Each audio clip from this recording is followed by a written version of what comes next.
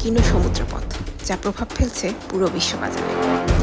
আমরা অনেকেই হয়তো জানি, রেড সিতে সাম্প্রতিক হামলার ফলে বাব এল ম্যান্দেব চেকপয়েন্টটি এখন বিশ্বের অন্যতম ঝুঁকিপূর্ণ অঞ্চল হিসেবে চিহ্নিত হয়েছে। নিরাপত্তা নিশ্চিত করার জন্য জাহাজগুলো রেড সি এড়িয়ে আফ্রিকার নিচ দিয়ে দীর্ঘ পথ অতিক্রম করছে, যার ফলে শিল্পের সময় বৃদ্ধি পাচ্ছে প্রায় 10 থেকে 15 দিন। এই বিলম্ব শুধুমাত্র সময় নয়, এর সাথে পরিবহন খরচও বৃদ্ধি পাচ্ছে দ্বিগুণ হারে, যা বিশ্ববাজারে সৃষ্টি করছে দামের নতুন চাপ। বাংলাদেশ সহ বিশ্বের বিভিন্ন দেশের জন্য এটির প্রভাব স্পষ্ট। এর ফলে তেল, ইলেকট্রনিক্স আইটেম এবং খাদ্যশস্যের আমদানি খরচ বৃদ্ধি পাচ্ছে। বিলম্বিত হচ্ছে পোশাক শিল্পের ডেলিভারি সময়সূচিতেও। একটি সংকীর্ণ সমুদ্রপথ, অথচ তার প্রভাব ছড়িয়ে পড়ছে পুরো বিশ্ব অর্থনীতি ও প্রতিদিনের বাজারে।